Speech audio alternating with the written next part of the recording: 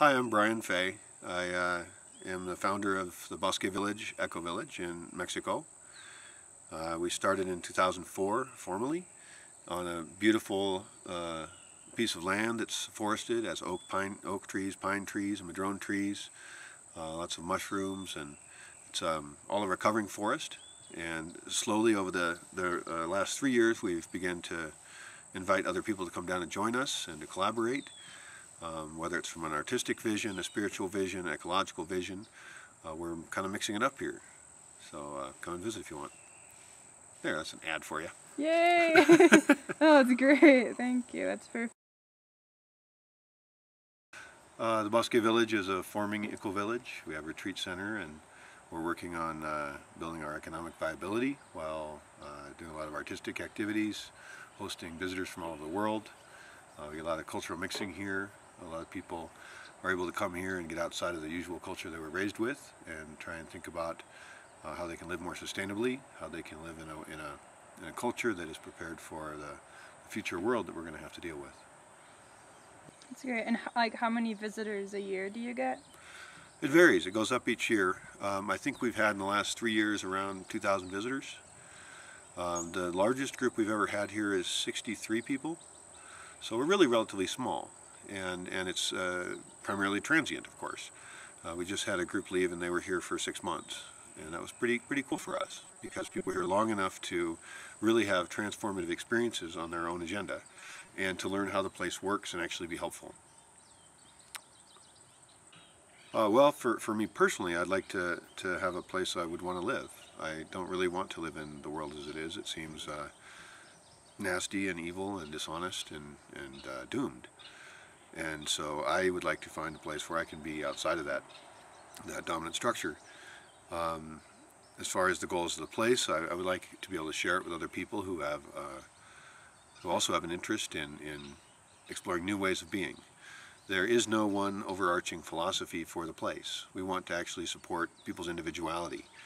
A lot of communities are designed so that you have to have a complete shared vision. You have to have, for example, a shared spiritual focus.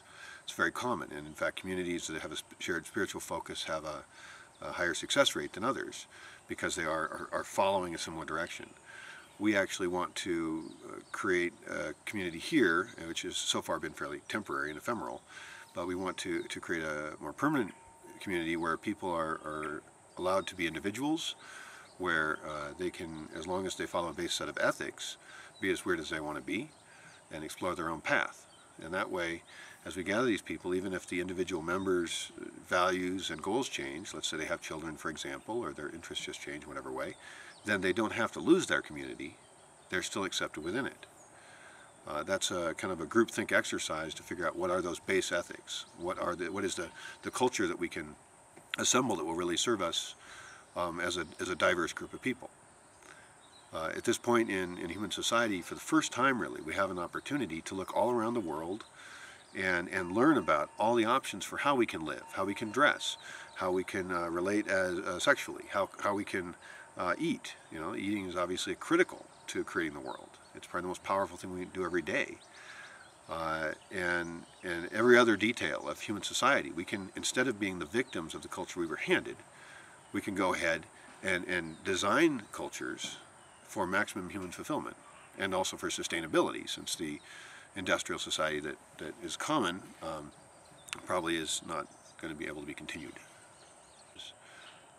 After many years of work, we've learned, we continue to learn various ways of doing agriculture without irrigation and without fertilizer. Taking a no irrigation stance is fairly extreme, since all of modern society is built on irrigation and the fight over water. But here we are slowly getting wins where we work with the natural climate cycle, we work with the soil here, and of course modern scientific knowledge of what our options are. And so we're combining the modern science with the oldest ways of doing agriculture that predate irrigation. We're off the grid here, including off the water grid. So that means we get no water from the outside. That can be fairly difficult. We live in a climate here where there's only rain for about 3 months of the year. So we have to store all the water we need. What that's caused us to do is have to think very creatively about using less water. One of the primary ways we do that is by using composting toilets. There's no reason to use water-based toilets. It just wastes like 40% of the water in an average household. So here we waste no water on our toilets. They're very simple and they work great. And other ways we save water are by, for example, taking a sauna before you take a shower. And that gets you much cleaner using less water, so no long showers. And really every little detail of the system in the kitchen, in day-to-day life, we're looking at how we can save water. We're also looking at how we can store more water. That's the expensive part. And so we have cisterns built of stone, we have ferrocement cisterns, we've got a variety of water storage systems, and we're always looking to see what else we can do in terms of that. So in terms of peak oil, what we'd like to do is, rather than wait for the emergency to occur, we would rather respond by developing a lifestyle now that we could continue in a post oil surplus world. So, for example, here we use probably 2 to 3% of the electricity a normal household uses, but we can have 20 people comfortably on site. I think a lot of people, when they envision a post-oil world, see it as fairly dismal, but people lived very well and very happily prior to the massive use of oil. Obviously, we've populated to a degree that we may have a difficult transition in losing our predominant energy supply, but we can do it. I mean, even just rediscovering things like food preservation without refrigeration, root cellars, and there's a lot of cultural richness we've actually lost by having too much energy. So here we kind of enjoy doing more with less. And part of that will probably be to actually have a happier lifestyle.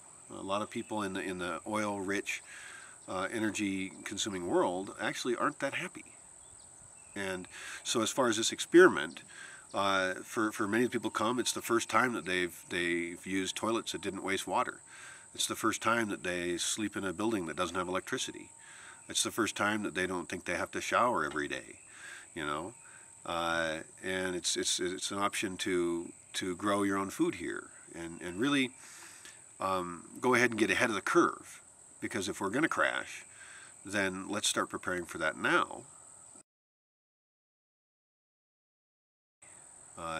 And for me personally, my biggest thrill is that I get to watch this forest restore and play a part in its restoration. So I get to be I get to be on the team that's healing the earth instead of on the team that's destroying it.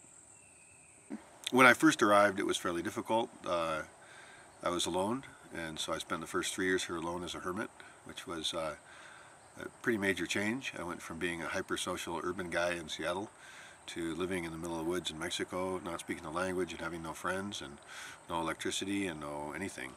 So that was a good break from industrialized society. And then slowly we built infrastructure, and more people have been involved to build a really comfortable life using almost no resources. Well, this has been a lifelong dream to be able to take care of a forest. I grew up with a lot of nature, and not only in gardening, but also in terms of spending a lot of time in national forests. And so I feel a very strong connection to nature. So that's been a primary dream. And I worked for a couple decades to be able to achieve that. The place I ended up doing it is here. I didn't really specifically seek out to go to Mexico. It just, after years of searching, this particular forest seemed magical, seemed to call me, and so I ended up here. Cool. And for me, it's not even some people have asked me, like, well, why do you want to live like that? It's depriving yourself of so much. But I don't feel that way at all. I'm depriving myself of having utility bills. I'm depriving myself of running around having to fix all my gadgets. I'm depriving myself of being scheduled constantly. That sounds pretty good to me.